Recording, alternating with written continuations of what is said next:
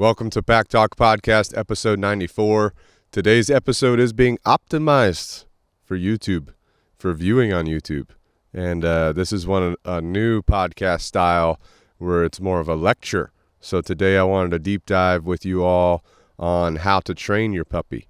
Okay, so today we're going to be deep diving on how to train your puppy, which includes three main topics.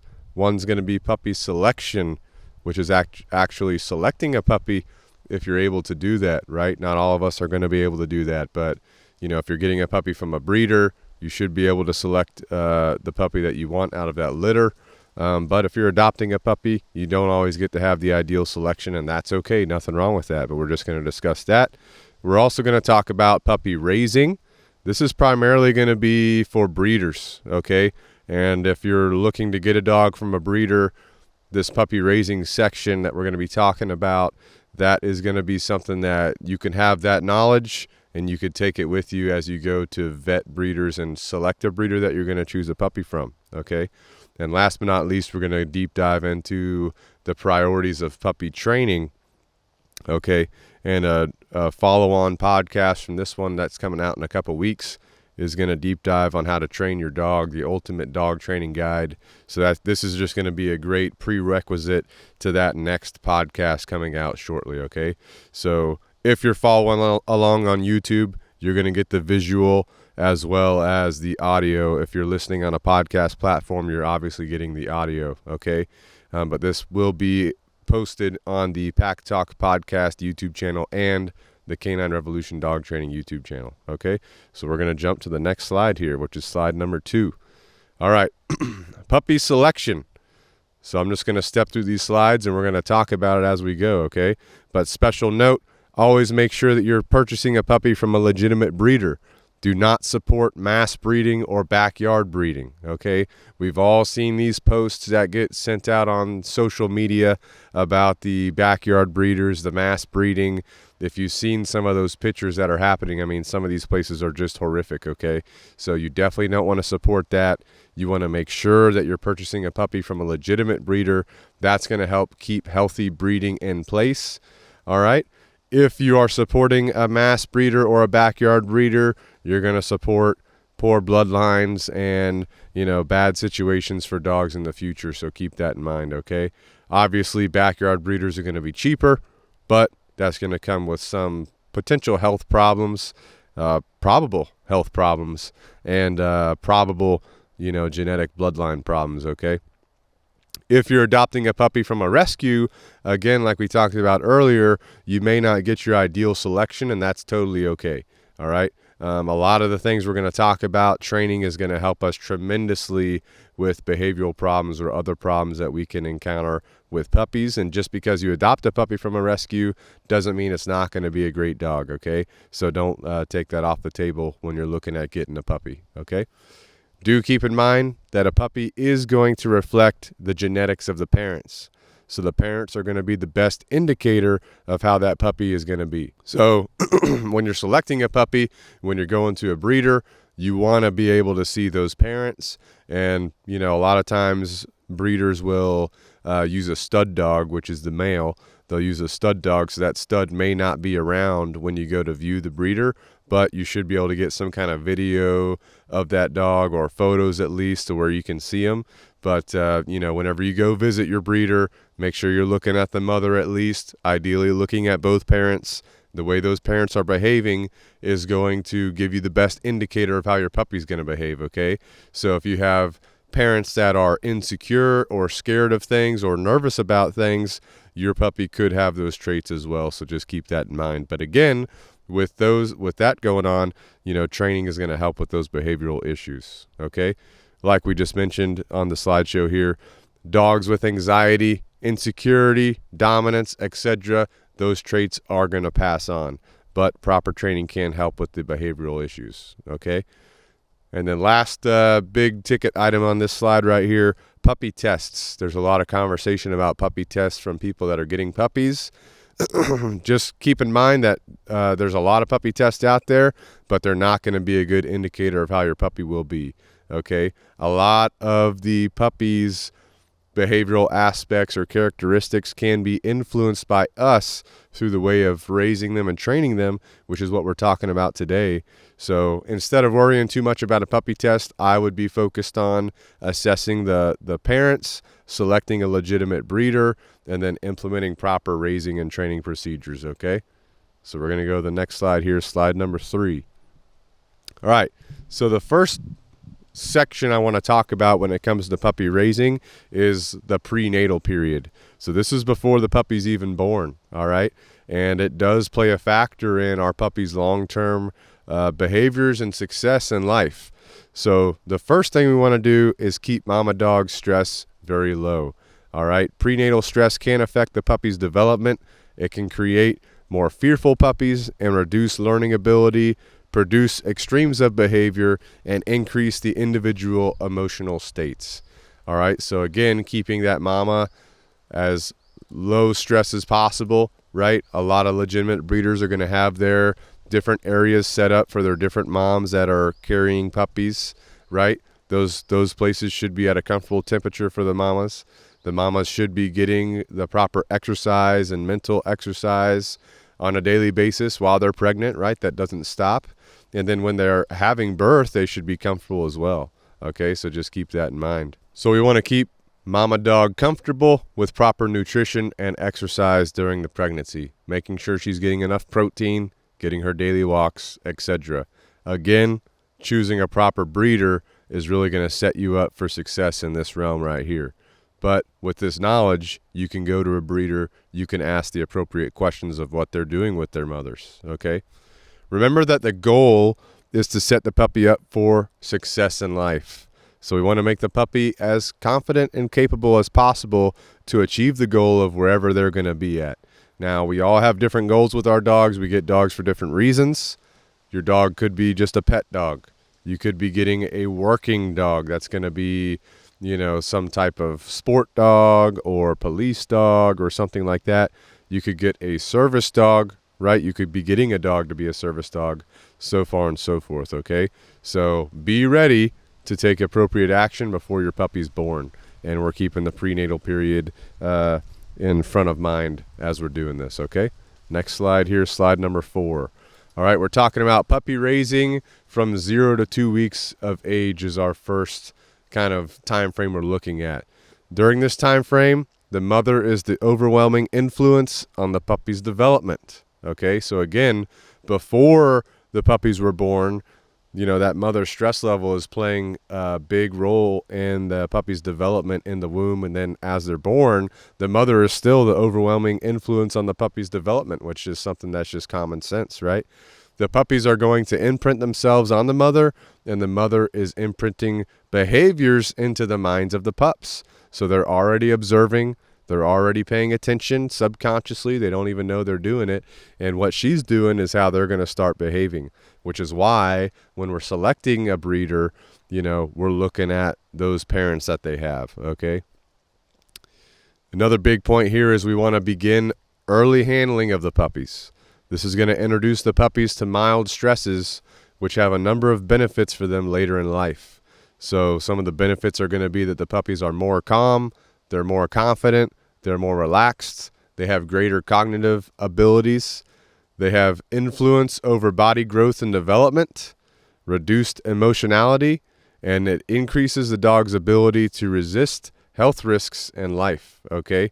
So something as simple as early mild stresses in their life is going to provide them with a bunch of benefits that are going to continue throughout their life, okay? So this is going to be a recurring theme throughout this discussion, so it's definitely something that you want to pay attention to and be ready for, and also asking your breeder about. Now, when we're talking about early handling of the puppies, it could be something as simple as picking them up, holding them, making them a little bit uncomfortable, you know, because they're used to being right next to their mother, all tucked up next to her with the other puppies as well, nice and warm. So we pull them away from that for a minute or so. It doesn't need to be anything crazy, but we pull them away from that for a little bit. They start getting a little bit cold. They might start whining a little bit. We're holding them in our hands. We might turn them around. We might mess with their paws, and then we put them right back next to their mother. Okay, so again, You're not doing this for an extreme period of time. You're just picking them up. Again, it takes a minute or less to do all this. You put them back down, and that's going to set them up for success big time throughout the rest of their life, okay? So talk to your breeder about doing that whenever you're talking to breeders and you're interviewing breeders, okay? So let's jump to the next slide here, slide number 5. We're still talking about the 2 to 4 week range, okay? I wanted to put this in here so you guys had some knowledge on when the sensory abilities of the puppies are coming online, okay? So as soon as they're born, 0 weeks old, their head already has touchability, which means that they can feel things with their head. This is why puppies are moving around. They're squirming. They're using their head, their nose to figure out where their mother's at so they can begin to get milk from her, okay? They already have taste. They already have smell, okay? So already at birth, they've got these 3 things. Now, depending on what you're training for, you want to start using these senses to your advantage, right? So smell is one thing. A lot of people are going to be getting a dog for some type of scent work or nose detection. So you're going to start imprinting those scents onto your puppy already at this age, okay? At 2 weeks old, we've got their eyes are open, their ear canals are open, and they're starting to react to sounds. Their front legs have touchability, so not just their heads.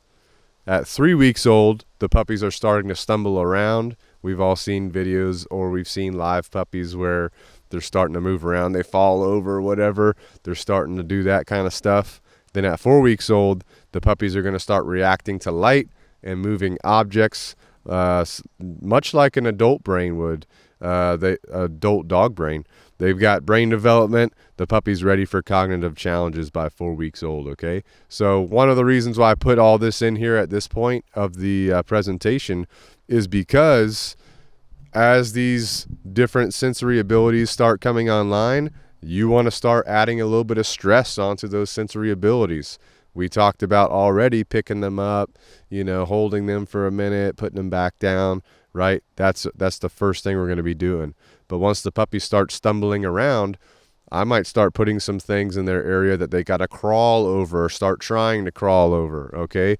Or different surfaces that they may need to start getting used to. So if their weaning area doesn't have like a slick surface in there, I might put a slick surface because that's honestly one of the things that makes a lot of dogs nervous is moving on slick floors, okay? And then once the puppy hits 4 weeks old, they're reacting to light, they're reacting to moving objects, things like that. I'm going to start stressing with those things a little bit as well, okay? Again, we're going to continue mild stresses for all senses available, right? So some examples of what you could be doing or what the breeder could be doing. Number 1, you could be doing various sounds and noises while the puppies are eating, right? So let's say the puppies are eating, you can start vacuums around them, right? You can put like some kind of speaker in there with different noises going on, things like that. The next thing you could do is moving and various objects for puppies to observe, investigate. So, moving things around in their area. You can set something into their area for them to come over and check out and investigate. Again, a vacuum is just a good example. You could just set a vacuum in there. You could turn it on. You could leave it off, let the puppies go check it out. You could set something else in there like a mop bucket or something like that. You could take some children's toys, put them over there, just different things. If you have specific things that you want to make sure your dog can operate around, you would put that in there as well, okay? Like we talked about earlier, various terrain for the puppies to walk around or over. Again, pieces of slick floor material. You could put some blankets in there. They got to crawl over those. You could put some like an upside down small bucket or something for them to crawl over. You can put bricks in there. Again, there's endless opportunities here. You just want to change up what they're having to work through as much as possible. So again, we're adding those mild stresses, okay? And then cognitive challenges with new environmental factors. Loud, scary noises. We already talked about vacuums. Okay, I think vacuums are great to incorporate with puppies at a very early age, all right? Transitioning over, under, through things. So you could build like a little tunnel in their area. They have to go through that. You could make them, put some kind of 5-gallon bucket in there on its side where they go into that. It starts rolling a little bit. You could put some kind of dark area that they can go into, come back out of, those types of things. Various floor surfaces. We already mentioned the slick floors, but you also want to get them used to things like grass, sand, carpet, stairs if you can. A lot of dogs have some apprehension about stairs. We want to avoid that. So you could also do set up some bricks in like a stair-like fashion, set up some pieces of wood in a stair-like fashion to simulate stairs until you're able to actually get them around stairs, okay? So just some things to think about. All right, slide number 6. Still 2 to 4 weeks old, continuing that discussion. All right, towards the end of this period, litter mates, their influence is going to start increasing. So the mother's influence is still strong, but the litter mate influence is now starting to increase. Okay, litter mate interactions are going to be a very important part for proper development and social interaction of puppies. So we want them to be interacting with their litter mates. They're going to be learning social behavior, play behavior, dominant submission. They're going to start learning that from their mother. We'll talk about that here in a second, but they're also going to learn about it from their litter mates, learning how to interact with other dogs. So the litter mates being together in their interactions is one of those things that's very important, okay? The mother begins to wean her puppies off the milk somewhere around 4 to 5 weeks old. So she's going to start to teach the puppies about dominance and submissive behavior when she's going through this weaning process. And the way that the mother handles the interaction of weaning can influence future behavior. Okay, so just think about it like this. Puppies from litters with more harsh mothers tend to be less social to people. So if a mother is overbearing on her puppies when she's weaning them, overcorrecting them, those types of things, that's too harsh for the puppies, okay? Puppies from litters with mothers that don't punish their pups also result in puppies that are more difficult to train later. Wow, I mean, that's a heavy hitter because you got a lot of people out there and they're in the purely positive realm and all they want to do is reward, or never, correct for anything. That's going to result in a puppy that's more difficult to train later, okay? So you want to have a balanced mother. She can give effective correction when she needs to. She knows when to do that, and she's not letting them get away with just anything, okay? But she's not overcorrecting them, right?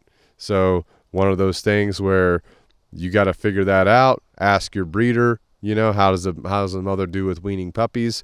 If it's like a first-time mother, you might not know before you get into that situation. But hopefully, even if that's happening, an experienced breeder can help that mother learn not to be over-correcting or under-correcting. Okay, so it's got to be a balanced act with the puppies during this time.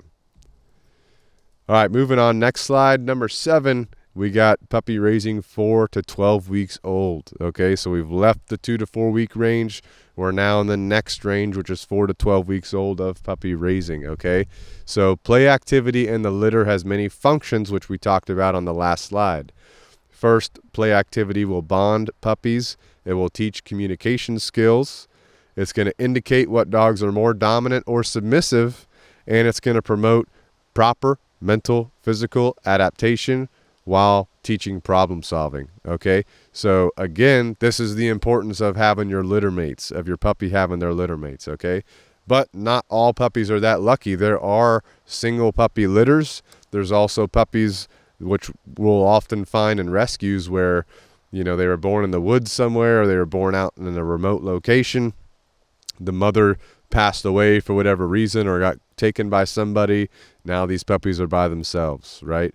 Either they stay together or they separate. Now a puppy is completely by itself, which is unfortunate, right? But sometimes it does happen. Now these puppies need good homes too, right? So puppies that do not get to play with litter mates, they can become excessively or abnormally attached to humans and fearful of other dogs. I've seen this a number of times. They can develop reactivity or aggression towards other dogs, and they can develop excessive insecurities. And most of the dogs that I've dealt with that have extreme insecurity, they're in this situation where, they were born in a remote location, the mother wasn't there, or the mother died shortly after they were born, and now the puppy's figuring things out on their own, okay? Remember that socialization should be emphasized and ongoing, okay? So we've already started socialization before this time period, right? Because we're starting to introduce mild stresses. We're starting to introduce things to the puppies for them to explore and investigate. But now we're taking an even harder stance on that. We're focusing on that, okay? So think kids, vacuums, again, with the vacuums. We're talking about vacuums a lot. Veterinarians, I mean, you definitely don't want to be skipping over your vacuum training with a puppy, right? Veterinarians, grooming. So you got to prep your puppy for those things, which we'll talk about here in a little bit. Other suitable animals, which is going to be your respectful dogs, your respectful cats. Not all cats are respectful. We know that, right? Street noises, you want to get them used to that. Cars, bikes, etc. Loud trucks, fireworks. Go ahead and start slow exposure to these types of things. Lawn equipment, you got your lawnmower. Some dogs love to attack the lawnmower. Some dogs hate the lawnmower. So you want your dog to be neutral to that, okay? Slick floors, like we talked about earlier. Climbing over and under obstacles. Notice a lot of these things keep coming up. That's because they're super important, all right? Next slide, slide number 8. Special note for the 4 to 12 week range. Standard medical advice for puppies is that they should not be exposed to a number of environments until all shots are completed, which is going to be around 17 weeks of age. It's your decision whether you will begin socialization at 4 weeks old or wait for the vaccinations to be completed. So keep that in mind.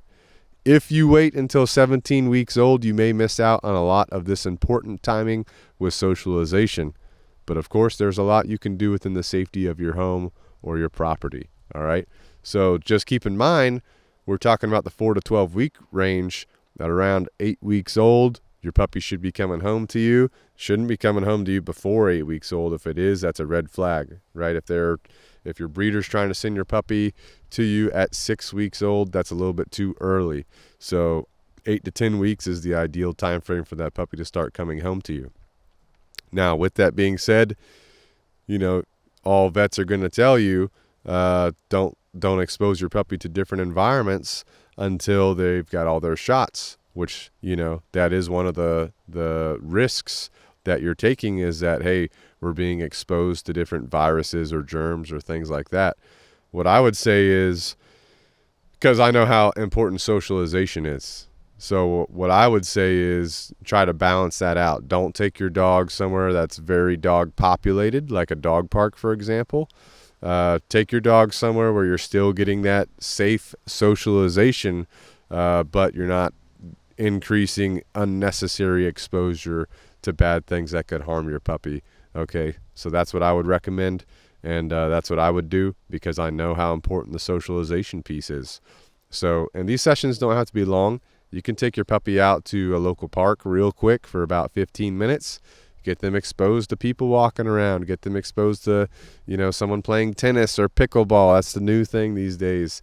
So, and then after that, just take your puppy back home. So keep that in mind, but socialization should be a priority. All right, next slide, slide number 9. Puppies should be going to their homes between 8 to 10 weeks old. I already mentioned that. Just remember that if your breeder's trying to send them home earlier than 8 weeks old, that is a red flag. We should avoid that if possible. All right, next slide, slide number 10. We're going to recap the puppy selection and raising, okay? So early life experiences place a significant role in the development of the puppy and the dog. Remember, we want to select appropriate parents, which means selecting an appropriate breeder and then visiting with them, visiting the parents, because those parents are going to give you the best indicator of the dog that you will be getting, okay? Alleviate prenatal stress. That's going to be more on your breeder than you, but a good thing to note and a good thing to be talking to your breeder about. And then we're going to use the 0 to 12 weeks of life to the best interest of the development of the puppy, with the goal to set the puppy up for success as they mature.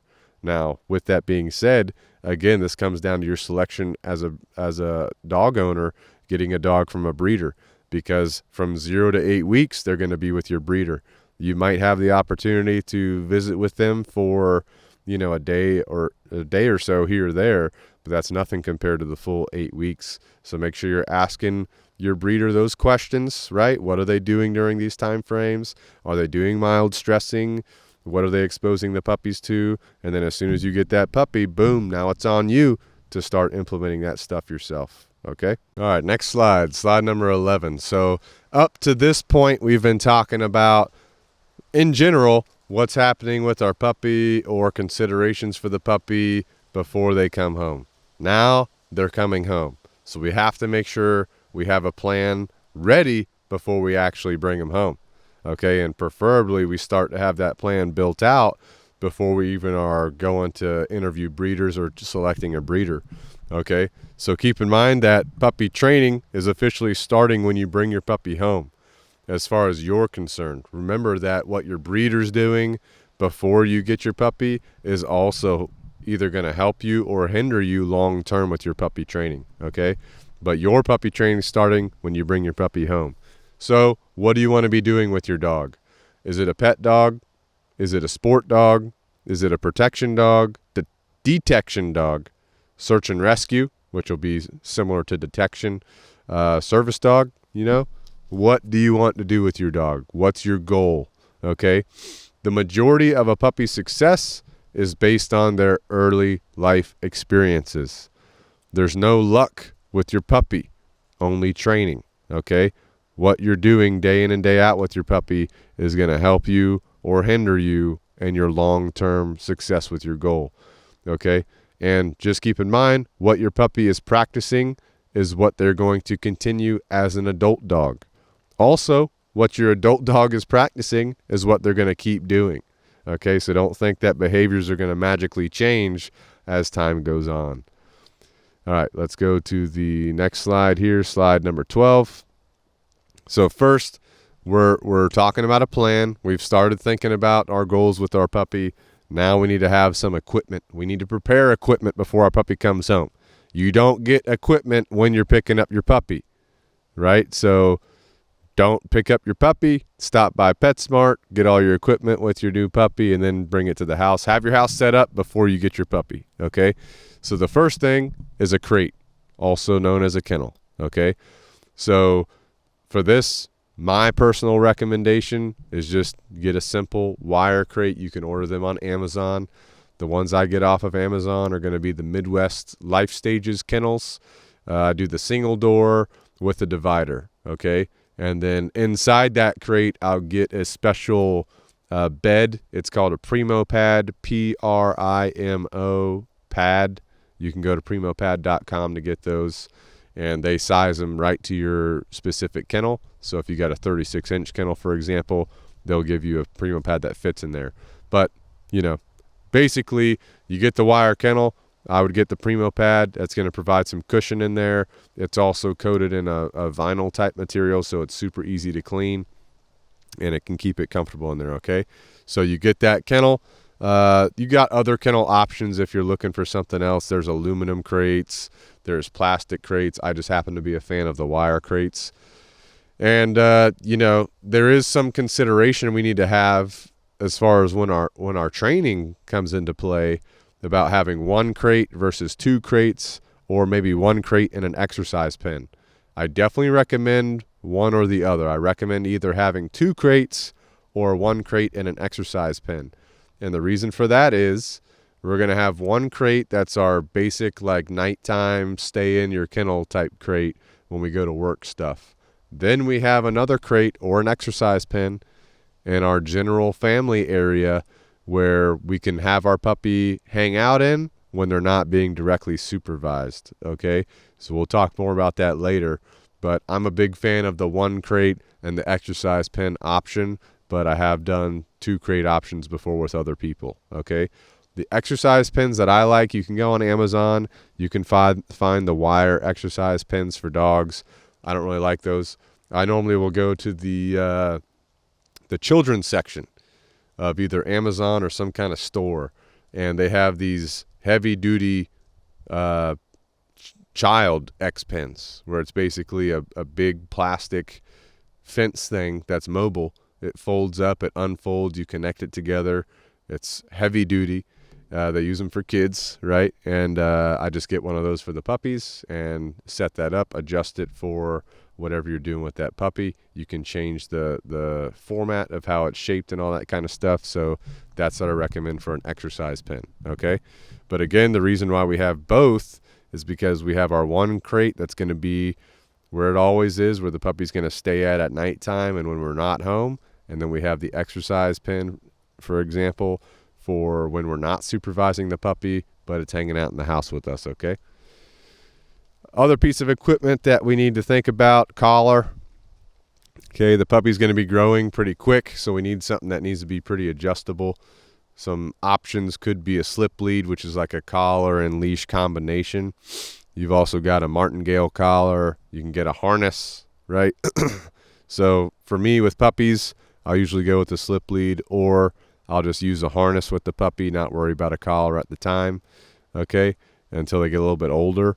And once the puppy's about 15 weeks old or a little bit older, I'll start using a fur saver training collar, and that's basically just like a metal chain-looking collar, and that's what I'll be using after that point, okay? Leash, I prefer a 5 or 6 foot leather leash. I like the 6 foot myself. 5 foot for people that are a little bit shorter. Okay, you could use any leash you want to. That's just my preference.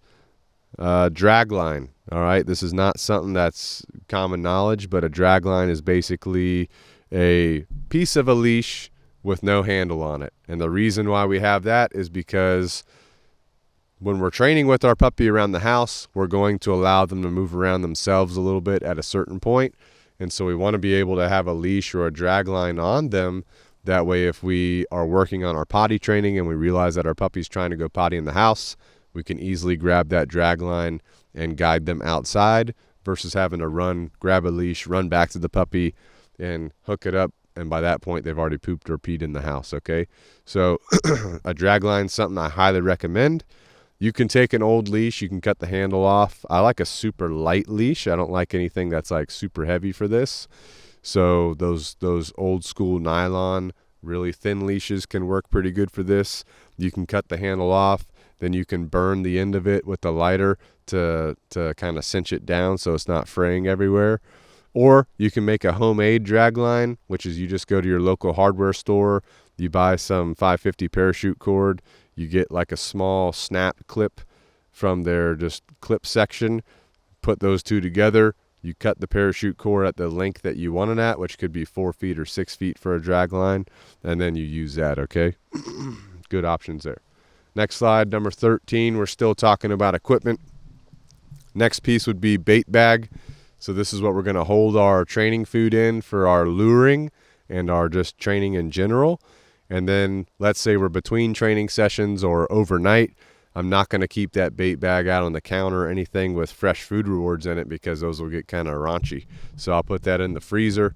I'll just put the whole bait bag in the freezer. It preserves everything really good. Take it out the next day. We're ready to start our training, okay?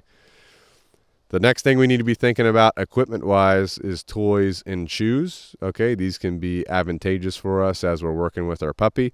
Now, we need to make sure that the toys and chews are developmentally appropriate, which means we don't want a chew that's made for an adult dog for an 8-week-old puppy. That'll be too difficult for them. It won't satisfy them, okay? So we need nice, soft chews when they're young and then slowly make them a little bit tougher as they get older, okay? We want some toys for the puppy's self-entertainment, which means if we put them in the X-Pen, we want to have some toys and stuff in there that they can entertain themselves on.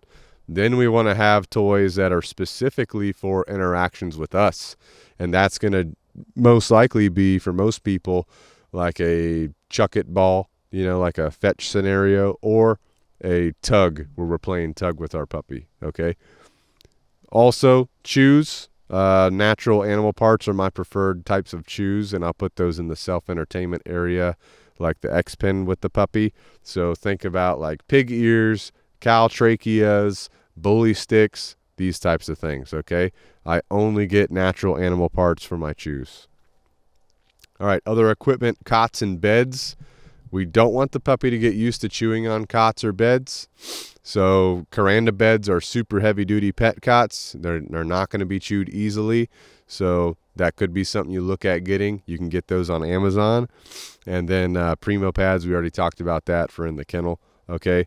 But the reason why I like getting a cot early is because long-term in my training, I'm going to be teaching that puppy to go to that cot, lay down, and stay there automatically, right? That's what a lot of people call the place command.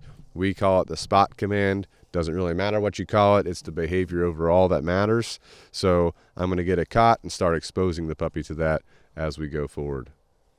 All right, moving to the next slide here. More equipment, food, right? So we've got food considerations. We've got training food versus mealtime food, okay? So training food must be soft. It must be palatable, easy to use, easy for the puppy to eat, and it must stay together. So some of the training food that I use for the most part, that's going to be Happy Howie meat rolls or beef hot dogs cut to 1/2 inch pieces. And the 1/2 inch is one of those sizes that fits most puppies. Okay, you might have to go a little bit smaller depending on your breed. All right. For food, mealtime food, find a food that your puppy enjoys. Raw diets are most likely going to be the best for the puppy and the dog, but they can be a little bit expensive and hard to handle at times. So other options could be, like a Fromm kibble or a Stella and Chewy raw blend kibble. Puppy formula, of course, with the puppies. And then you could add some Canine super supplements in there, which we recommend, and that's going to help mimic the raw diet and fill any gaps in their nutritional profiles, okay? Also, I do recommend consulting with a canine nutritionist if you want to deep dive more into the nutrition aspect of what you're feeding your puppy. And we did interview one on episode 14 of the podcast, so you can check that out if you'd like. All right, then the last thing for equipment is going to be any goal-specific equipment that you might need to be thinking about.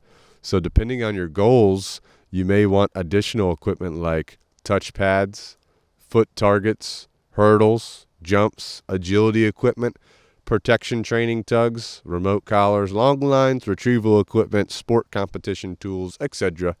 There's a lot of different things out there depending on what you're doing. Whatever your goal is, start acquiring that equipment, start exposing your puppy to it, start a training progression that gets your puppy onto that equipment like they're going to be long term. All right, next slide here, going to slide number 15. Very important concept we're going to talk about right now, compartmentalization. So this is what I recommend for everyone with puppies, but especially if you're going to be doing like a sport dog, protection dog, police dog, anything like that, you want to get this compartmentalization down, okay? Compartmentalization basically means we have two zones in our life with our puppy. We have a low arousal or a calm zone. We have a high arousal or an excitable zone. So basically, in the low arousal zone, we do not do anything crazy to increase our energy levels there, okay? So generally, this is going to be your house or your living room at least. No work or play occurs there to keep the puppy in the habit of being calm in that area. That's why we call it the low arousal zone, okay? High arousal zone, that could be your yard, could be a training area. This is where we're going to play. This is where we're going to work. We're going to do our high energy training, stuff like that. All those high energy things are going to occur there. So what happens over time is if you can maintain this, when your puppy's in your low arousal, your calm zone, they'll naturally start coming down in their energy, okay? When you go out to your excitable or your high arousal zone, your puppy's energy state will increase, okay, as they're getting excited about going out there and being in that area. And maintaining that just helps you long-term balance out your energy, okay? Compartmentalizing our life with our puppy allows us to build great habits from the beginning, which helps us when they're older. So you'll thank me later if you implement that. All right, multiple dog household. Okay, so let's talk about if we have a dog already, now we're bringing a puppy home. Ideally, for the introduction between the dogs should be away from the house or the territory. What this looks like for most people is they have one person with their older dog, bring the older dog out to the street, they've got their puppy, and they start walking, okay? We're not allowing physical contact before we're walking because we want the dogs to, see each other, smell each other, observe each other, hear each other, all that type of stuff before they actually get to meet, okay? So we're walking, the distance that you walk is just going to be dependent on your dogs, okay? And then once you walk for a distance, you can then allow physical contact, and you're assessing that physical contact. Do both dogs seem comfortable? Is your older dog comfortable with your puppy? Is your puppy being overbearing? Is the older dog maybe going to correct your puppy, right? So based on what's happening, you might stop the physical contact by walking away from each other so they can't get to each other, then continuing your walk. The more walking and walks that you do in general, the better for bonding, okay? Obviously, for this scenario, ideally, again, you're going to have 2 people, one handling each dog. In the home, let's say now you got your puppy in the house, the introduction outside went good. Don't let the puppy pester the older dog, okay? A lot of puppies want to, show too much attention to older dogs or other dogs, so your puppy has to learn respect. So how are you going to not let your puppy pester the older dog? By using your X pin, okay, which we'll talk about here in a little bit, or using that drag line to move your puppy away from the older dog if they're being pestering to the older dog. You also want to develop your relationship with your puppy. Don't let your puppy develop a stronger relationship with your older dog than it does you. Okay, we don't want your puppy to learn bad habits or bad behaviors from your older dog if those are happening. Okay, moving on, next slide number 17. We're talking about the crate. All right, we need our dogs comfortable in the crate. That's obvious. There probably will be noise for the first couple days at least. Okay, your puppy, think about it. Your puppy is used to being with their litter mates. They're used to being with their mother. Now they are alone. They're with you. Okay, so we already switched up their environment, and now they're having to sleep alone, that type of thing. So we need to be patient. Don't fall into the trap of letting your puppy start to sleep in the bed with you. That's going to set you up for problems later. Okay, one of the things we need is that healthy separation with our puppy, which means they're not with us all the time. So even if you're sleeping in your bed and your puppy's kennel is right next to your bed, that's still healthy separation in this scenario. Okay, so get your puppy used to doing that. Get them used to operating independently. Okay, again, there's going to be some noise for the first couple of days. Just ignore that. All right. You do want to play some crate games with your puppy. This is going to help you make the crate a fun place.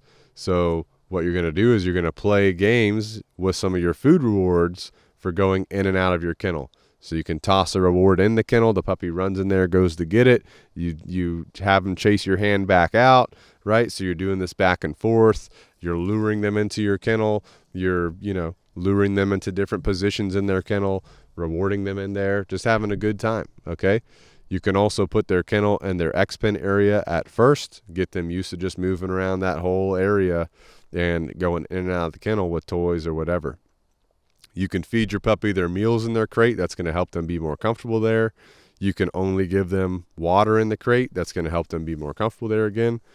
And then the crate should also be their resting place. So if you're like, giving your puppy some nap time throughout the day, like a lot of puppies are going to sleep when they first come home at that 8-week mark. They're going to sleep, for a while throughout the day.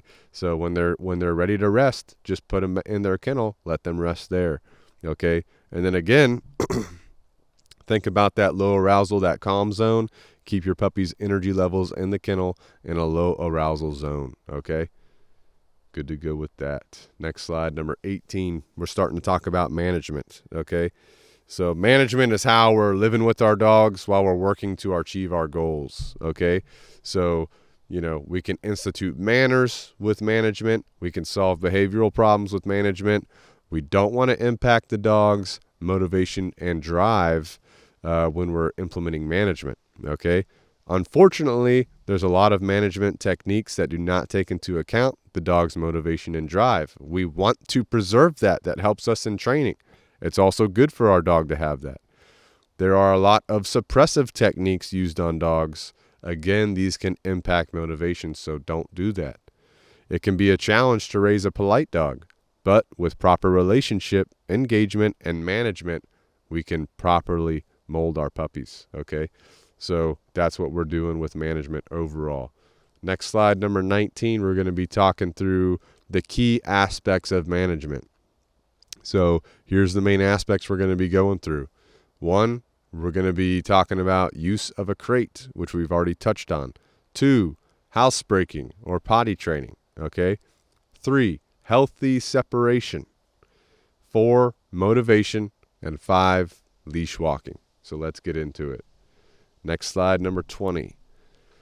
Using a crate, right? A crate is going to help keep your dog out of trouble while you are teaching them what to do and how to behave. We already talked about crate games. We already talked about getting our puppy used to being in a crate. We don't want our dog to learn or practice bad habits in the crate. Okay, so remember we talked earlier about your puppy's most likely going to make noise when they're in the crate. Okay, we're going to give them a couple days, right, to get used to our place. And then if that's still happening, we might take some protocols like more exercise before we go in the kennel to help reduce that noise making, okay? We can also give acceptable chew items in the crate. If the puppy is outside the crate and chewing on something, we can redirect their attention to an acceptable chew item.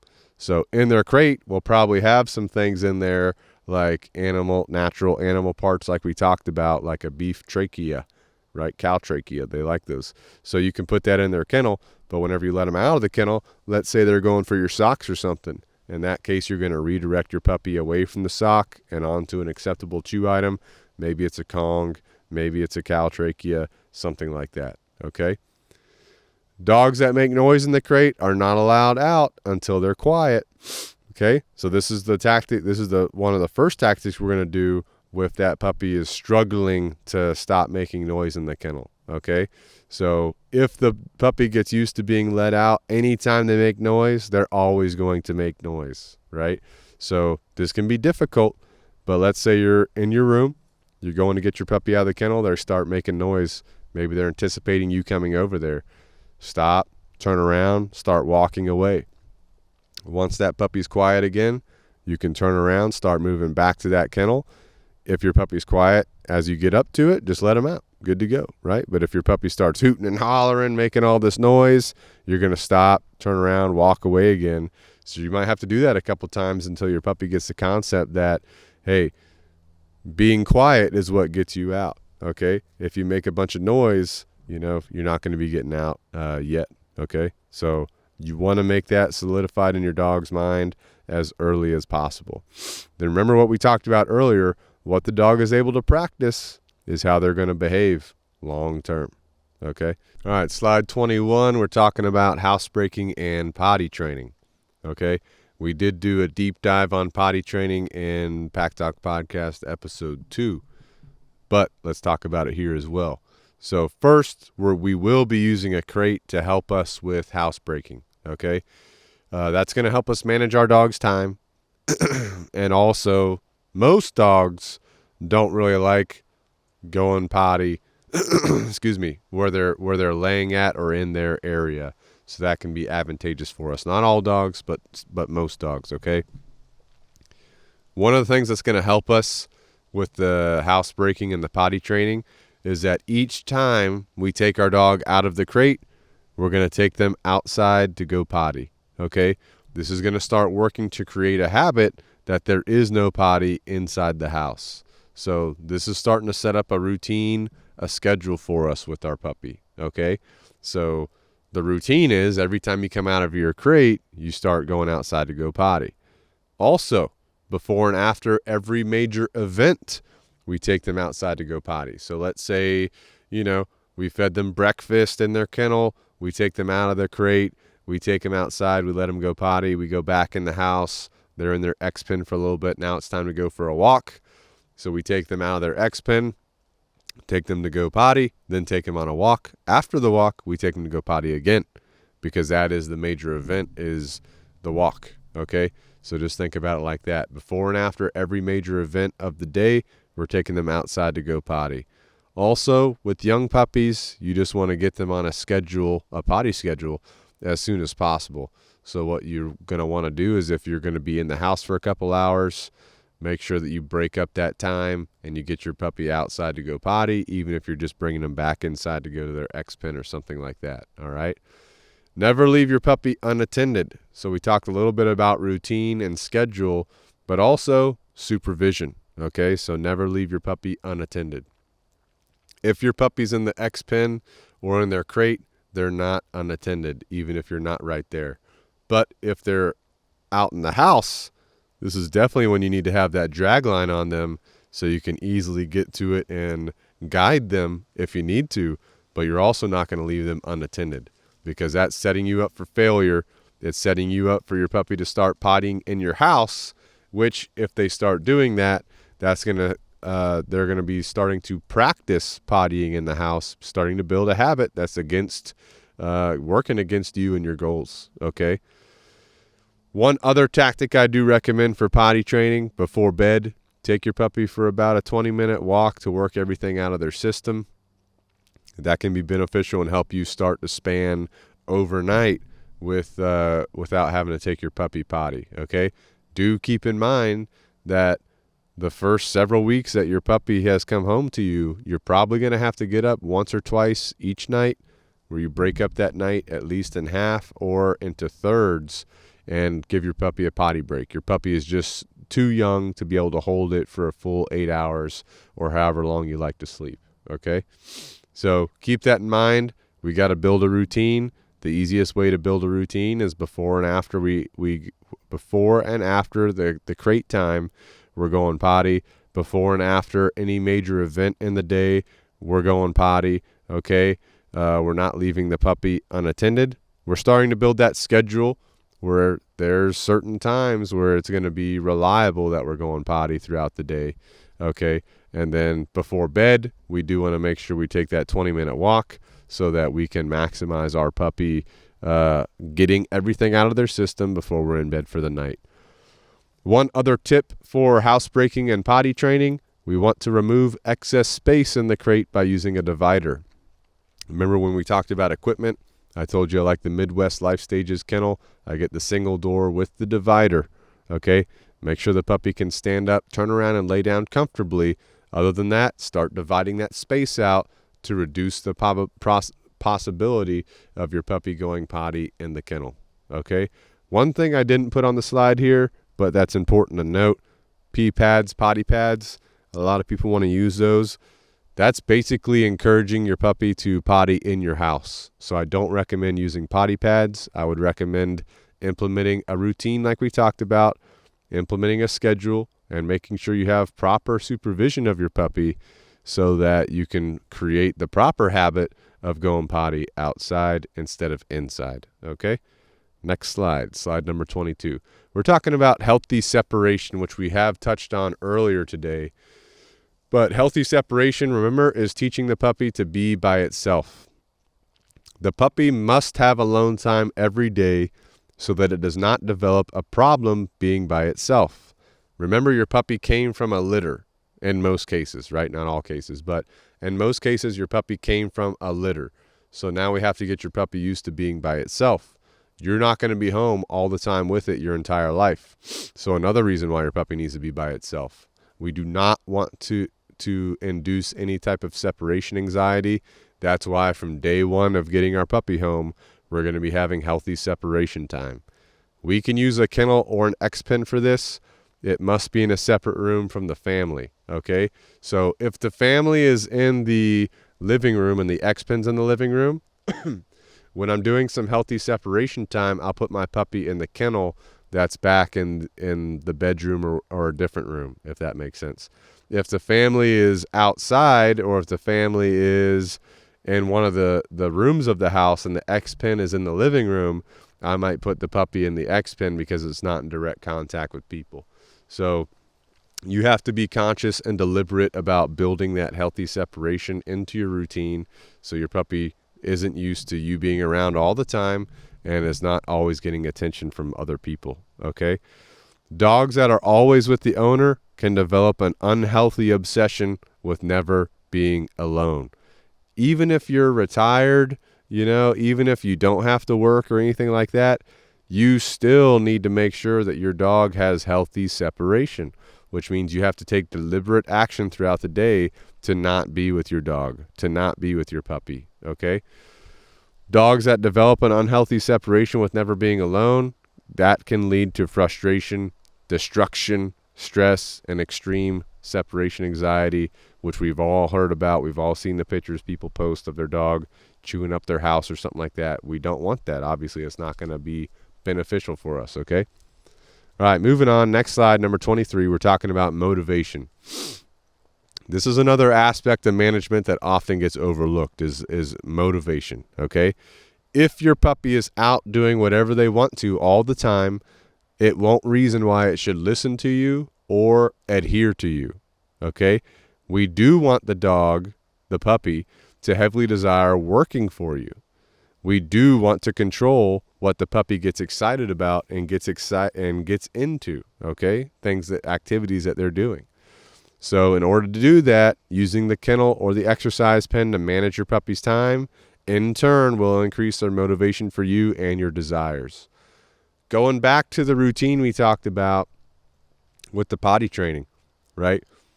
Basically, if I'm not able to supervise my dog, it's going to be in an X pen, exercise pen, or kennel, okay? If I'm supervising the dog, it might be around the house with me. So that in and of itself is going to start tweaking this motivation in your favor, okay? But just keep in mind, if your puppy's out doing whatever they want to do all the time, it won't reason why it should listen to you or adhere to you. And sometimes that applies to adult dogs too, right? So your adult dogs still need to preserve that level of motivation for you, all right? Next slide, number 24, leash walking. Okay, this is a big one, but management's going to help us incorporate this. Leash pulling is natural to the dog due to opposition reflex. We don't want our dogs to practice this at all, okay? Remember how we talked about earlier leashes and collars, right? We talked about slip leads. We talked about harnesses. If I have a puppy in a harness, I'm not too worried about leash pulling because I do like puppies pulling into harnesses. I like adult dogs pulling into harnesses. But if I have if I have a collar or a slip lead on, I want to not allow my puppy to pull on that at all because I want them to not even build the habit of pulling against things that are around their neck. Okay, so how are we going to start reducing the leash pulling or not even allowing the leash pulling to happen? We're going to be using food lures to manage and teach proper leash walking, proper leash manners. Okay, so we're going to reward our dog for maintaining a loose leash. We're not going to allow them to pull by using a food lure to move them back to a loose leash position. So let's say you're walking with your dog. You need to have your bait bag with your food rewards ready to go. Okay. If your dog is maintaining a loose leash, you can just say good and give them a food reward wherever they're at. Okay. If you want your dog walking to your next to you on your left side, for example, you can say good and you can have your food reward positioned down your left leg, and then your puppy can come to the location of your hand with your food reward and take it from there. That's going to build reinforcement history of being on your left side, so that's going to help you in the future. If your puppy's pulling on that leash, you can stop walking, take out a food lure, show it to their nose, and then bring them back to you so that leash is loose before you say good and give it to them, okay? So this is going to take lots of repetitions, but the main thing is don't let your puppy practice pulling on the leash with a collar. If you need to just move around from point A to point B, this is when a harness could be advantageous. You can put that harness on. You can let your puppy pull into that harness a little bit. No big deal there because we can use that later in other training for building up motivation and frustration for certain things we're going to be doing. Okay? All right, next slide, slide number 25. We're starting to touch on socialization again. We talked about this briefly earlier, but we're going to have a little bit deeper conversation right here about it. So socialization is providing your puppy with positive experiences in close proximity to new people, places, and things. This does not mean that your puppy must have direct contact with new people, places, and things. You should be reducing your thresholds and increasing your puppy's comfort level. Okay, let me just touch on that real quick. So your threshold is going to be your distance to distraction. Okay, so think about it. If I'm out on the street on my sidewalk and my puppy's nervous of a trash can, that's 2 driveways or 20 feet away from me, for example, maybe I need to start socializing my puppy to that trash can. So I'll be out there, I'll be asking my puppy for some eye contact, or I'll be showing some food to their nose and having them lure around with that food, chase that food around a little bit. I'll be saying good or yes, and then delivering the food reward Okay. And then as time goes on, it's not going to be the first day probably, but after several sessions, I'm going to start reducing my distance to that trash can until my puppy is super comfortable being right next to that trash can. My puppy doesn't need to have direct contact with the trash can, but it should be comfortable laying down right next to it, not really caring about it, okay? So that's what socialization is overall. And that trash can scenario, that trash can could be any distraction. Could be other dogs, could be people, could be, being at the hardware store, some kind of lumber cart going by. Just imagine that is the trash can scenario we talked about. So over time, you're going to reduce your distance to that distraction, reduce your threshold so that your puppy is not nervous about being around that, doesn't really care about being around that. That's what socialization is. Again, your puppy doesn't have to have direct contact with things. So you don't have to have people petting your puppy. You don't have to have dogs playing with your puppy. That is a whole nother level of socialization, which I do recommend getting into. But the primary thing that you should be focused about, positive experiences in close proximity to new people, places, and things, okay? Socialization should be maintained through the life of your dog. So something that's very common, it is common for a young puppy to be socialized, then to stop getting socialized as the dog gets older, and then there's going to be issues later on. Don't let this happen to you. Once you get your puppy at a very healthy and normal socialization level, you don't have to socialize so much as you've been doing with them being a puppy, but once a month, make sure you're exposing them to these different things at a minimum. That should maintain that socialization long-term throughout the life of your dog, okay? Keep your socialization sessions short and fun.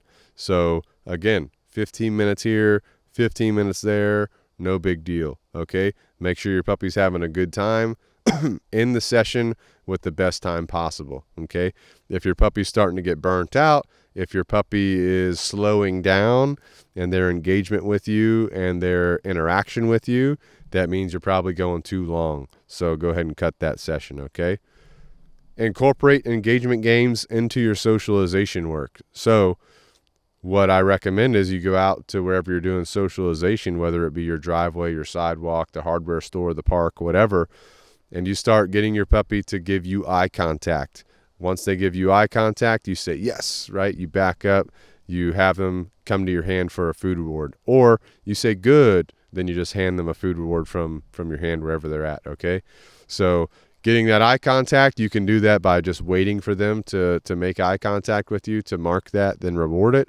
Or you can say their name, buddy, right? Say his name, looks at you, good, reward, that type of scenario. Those are two ways you're going to start establishing that eye contact. But doing that eye contact engagement game, that's what I would be doing for my socialization. So I'm doing my eye contact, I'm doing my rewarding, I'm just going to different locations and getting close to different people, places, and things, right? Reducing my thresholds, reducing my distances to those distractions as I'm doing my engagement games, okay? So I hope that makes sense. Don't allow your puppy to rehearse unwanted behaviors. So if you go out for socialization and your puppy starts barking at everybody, you probably want to increase your distance from those distractions. Try to establish eye contact at a greater distance from those distractions where they're not barking, or cut the session, figure out what exactly is going on, okay? And then you can make a new game plan to accomplish that as time goes on here, all right? So that's the quick and easy on socialization. We did do a full podcast on socialization if you want more of a deep dive on that. All right, handling drills, puppies. Next slide, 26. Remember that you need to prepare your puppy for being handled. This goes hand in hand with socialization, all right? But think about vet visits, grooming, dog chiropractors, right? Big thing in today's world and very beneficial. So you want to prepare your dog for all these types of things. So think about what's going to happen at the vet visit. Think about what's going to happen at the groomer. Think about what's going to happen with the chiropractor, which means you want to handle their ears, handle their mouth, handle their teeth, open their mouth, close their mouth, right? If they need medicine one day, you're going to need to be able to do that. Sticking your thumbs into their mouth, right? Not excessively, but getting your thumbs in there, like if you're pushing a pill down their throat. inspecting their ears, their tongue, their toes, their legs, tails, everything, right? So you want to handle these things, and let's say you're doing that, for example, with their mouth. You put your hands over their muzzle, good, right? You let go, you grab a reward, you give it to them. Put your hand over their muzzle, pull up their cheeks a little bit, good, right? You let go, get a food reward, give it to them. So that's how you're going to start handling them and getting them comfortable with these different handling drills, okay? You're basically messing with one of their body parts. If they're tolerating that for a short duration of time initially, good, right? You mark that with the word good, grab a food reward, give it to them, and then you go back to messing with them again. And then as time goes on, you're going to increase your duration of handling them in these certain ways. So again, think vet visits, think grooming, think chiropractor. Those are the main ones that people are going to need to mess with them. So that's checking their spine, checking their legs. You're going to want to do all that, okay?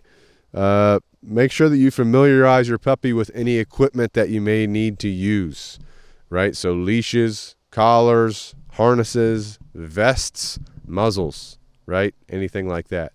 And what I like to do with this is make a game out of it. So just like when I was doing the vet visit handling, where I'm grabbing their muzzle, pulling up their cheeks a little bit, good, letting go, grabbing a food reward, giving it to them.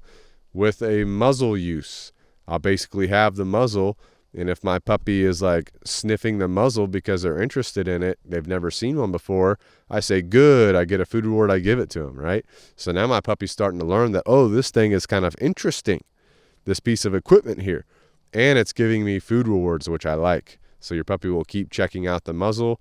You would just increase your criteria to give them a reward, and what that would look like is, you know, instead of sniffing it, now they have to put their nose just into the center of it. Good, reward. Now they have to stick their whole muzzle into it. Good, reward. And you just increase your criteria for them getting a reward with that piece of equipment. And you can do that with any piece of equipment. You just have to think about your slow progression with that, okay? So another thing, lure them around with food, play with them with food, make them comfortable with the handling or the new equipment. You can do happy visits at your vet office, where you basically go to your vet office, they let you go into a room, you can put your puppy up on the table, lots of rewards, having a good time, take them off, take them out, good to go. You can do it in like 5 minutes, okay? So talk to your vet if you'd like to do that. I'm sure that a grooming salon would let you do that as well, or a chiropractor, okay? So make sure you guys talk with your people that you're going to be using, and think about those things that can really help you with socialization and long-term good behavior in these situations. All right, slide number 27. Here's just an example daily schedule, okay? I know what you guys are going to say about this one. You're going to say, no one's going to work on the schedule, okay? Just think about this as being your weekend, okay? If you're going to work, obviously the time that you're at work, you're not going to be home, so your puppy's going to be in the kennel, okay? But here's just an example daily schedule. 6 o'clock in the morning, you wake up, you take your puppy potty, okay? 6:30, you're feeding them breakfast in their kennel. 7 a.m., you're taking them for their morning walk and a little training session incorporated with your walk. That's the way I like doing most of my training, is incorporating it with a walk, because I can get the benefits of both those things happening at the same time. 9 a.m., you let your puppy go potty again. Then you put them either in their kennel or their exercise pen for that healthy separation practice. Remember, we talked about that. So you need to make sure you're doing it every single day. 12 p.m., 3 hours later, you're going, taking your puppy potty, take a short walk, and training session incorporated together. 1 p.m., going potty again. Now they're in their kennel and X-pen again, or X-pen again. Again, healthy separation. 4 p.m., you take them to go potty again. Do a little training session. Could be in your yard real quick. Okay. 5 p.m., you're going potty, dinner in crate. 5:30 p.m., evening walk, training session incorporated. 8 p.m. is at nighttime, shorter walk than normal. That's going to be helping pump everything out of their system for overnight. 8:30 p.m. potty, then in kennel for night. Now, if this puppy was less than probably 12, maybe 13 weeks old, I might have to get up at like 11 p.m., 2 a.m. or so to take the puppy potty again. okay? It's going to depend on your puppy, how they're doing with their potty training, okay, as to how many times you wake up in the middle of the night. But I can almost guarantee you that when you first get your puppy, at least for the next several weeks, you're going to have to get up overnight and let him go potty, okay? Now, let's say you had to work. Everyone's work schedule is different, but let's say you work from like 10 to 3, for example. Basically, right before you go to work, you take your puppy potty, you put him in their kennel. When you get home from work, you take him potty, and then you go from there based on what you're doing, okay? So obviously, this daily schedule is someone that's going to be home, okay? A lot of people work from home now, so this might be doable for a lot of people, or maybe this is just a weekend schedule. And as time goes on, you should be, because this is a pretty busy schedule with the puppy. But as time goes on, you shouldn't be doing this much work for your puppy, as their potty training develops. That's the kind of stuff you're thinking about, okay? All right, next slide number 28. This is going to be your priorities with your puppy and their training, okay? First priority is going to be that potty training. Remember, we talked about that earlier. That's going to be your routine, your schedule, and your supervision that are the critical components there. Make sure that before and after every major event, you take your puppy potty so they are building the habit of going potty outside, not inside, okay? You might have to adjust some feeding or some watering schedules if there's some troubleshooting steps that you need to take. You can always reach out to us if you need some help troubleshooting your potty scenarios, okay? Second priority is going to be engagement. That's going to be your eye contact. Now, honestly, with this, what I prefer is that my puppy volunteers their eye contact. I'm not begging them for it. So remember earlier how I said you can ask, for the eye contact by saying your puppy's name. Buddy, your dog looks at you. Good. Reward them.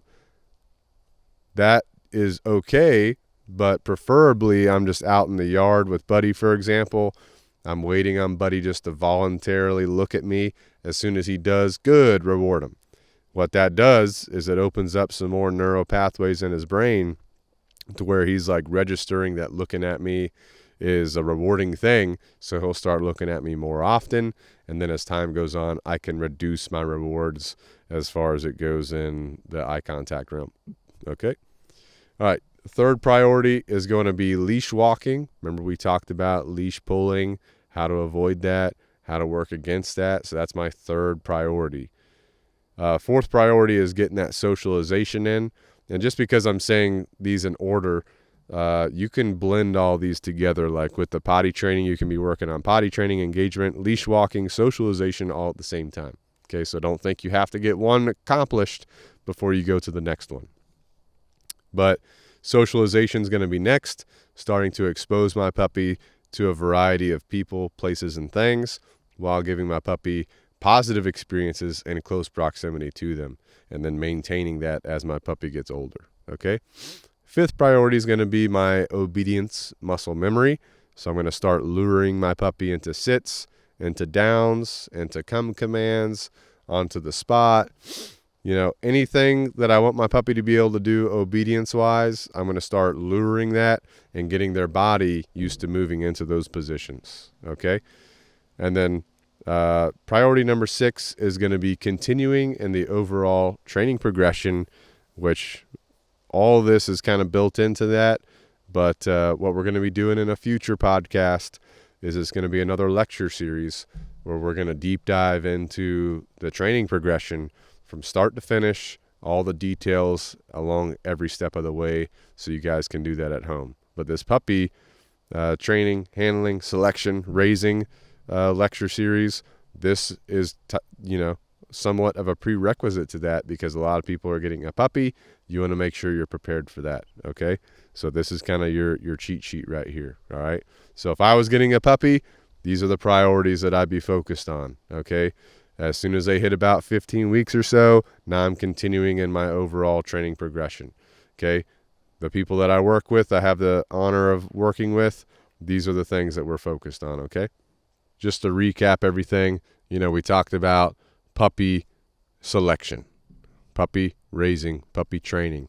So go back, review this. If you're listening to this, go to YouTube, either Pack Talk Podcast or Canine Revolution Dog Training YouTube, and search for this episode so you can get the PowerPoint and write some notes down. Start getting your game plan together for when you get a puppy. Okay, and then if you need help with that, you can reach out to us. We'll be more than happy to provide some guidance on what to do with your puppy and what steps to take, which we do all the time. And I'm very happy that we've started putting out puppy information probably the past 2 years on what to do with your puppy, things like that, in the podcast format and the YouTube. And I've been visiting with a lot of people recently. They got the X-Pin set up. They got the kennel set up. They got the interaction toys separate from the self-entertainment toys. So, people are putting this into work, this material, and it's working out really good for them, okay? So take this information, implement it, and again, make some adjustments based on you and your family, okay? But let's talk about our sponsors for Pack Talk Podcast. First of all, we've got Canine Revolution Dog Training, right? You can email us at info@caninerevolutiondogtraining.com. You can call us or text us, 843-213-2676. Okay, we've got a large staff ready to serve you and your dogs from across the United States. Okay, we've got board and train programs. That's the main thing that we're doing. We've got puppy training. We've got in-home consultations. Those are complimentary for people in our immediate area, which is the South Carolina Low Country. We've got virtual assistance we can provide to you. We've got lifetime support for you and your dog. Okay, we got you for life. So hit us up. Let us help you. All right. Also sponsored by Canine Revolution Apparel, which is on Amazon. We try to make it easy for everybody. Everyone likes Amazon. So do we. So you can visit our Amazon store by searching Canine Revolution Apparel. We've got shirts. We've got hoodies. We've got beanies. We've got mugs. We get a lot of comments on our logo. People like our logo. So we've got some logos available on the Amazon store if you want to wear some logoed gear. Okay. Another one of our sponsors, Origin USA. That's going to be at originusa.com. American source materials, American made goods. Okay. So everything from Origin USA is sourced in America, right? They make jeans. Even the rivets on the jeans are from America. The cotton for the jeans is from America. So, this company right here, we truly believe in. All right. But they've got jeans, they've got boots, they've got hoodies, shirts, hunt gear, martial arts gear, exercise gear. You can go to originusa.com. You can put a bunch of things in your cart. You can use discount code SINGER101 at checkout. That's going to get you 10% off of your order. Okay. Next sponsor is Jocko Fuel, jockofuel.com. That's going to be American sourced ingredients, American made supplements. All right. So just like with the Origin USA stuff, with supplements, now these are being sourced in America. So there's no better way to support the American economy than by, getting supplements from a company that's sourcing everything in America and making it in America. Okay, so they have milk protein. They've got pre-workout, energy drinks, which I just had one right here, which is the Jocko Go Iced Tea Lemonade. That's one of my favorite flavors. They've got the green powders, kind of like AG1, but better, They've got creatine. They've got joint support, which is basically just a, couple of tablets you take every day to support your joints. They've got immunity support. So it's been sick season, right? It's 2023 in the fall. There's a lot of sicknesses going around. You can get that immunity support to help you recover from one if you get sick or to prevent you from getting sick, okay? They've got anti-aging matrices to help you with your longevity goals, all right? So if you go to jockofuel.com, you can use discount code Canine Revolution at checkout for 10% off. It also supports the podcast, okay? Last sponsor we'll talk about today is Canine Super Supplements, all right? You can go to www.caninesupersupplements.com. That's the letter K, the number 9, supersupplements.com. These are the highest quality American-made supplements for your dog. So we already talked about how to support you with the Jocko Fuel. Now we're talking about how you can support your dog. Their main supplements are the joint supplement, helping your dog's joints. The multivitamin helps your dog's immunity, right? And other functions, other bodily functions.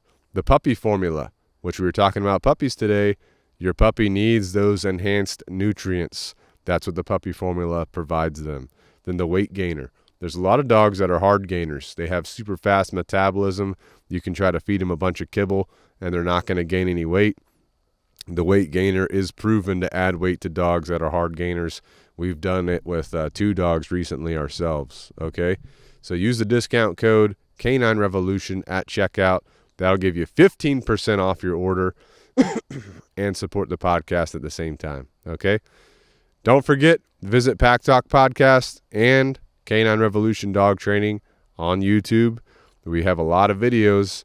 We talked about a lot of stuff today, but the videos that we put out, we try to supplement our audio and our visual information with showing you what we're doing with different dogs to give you a better idea of how to do it at home, okay?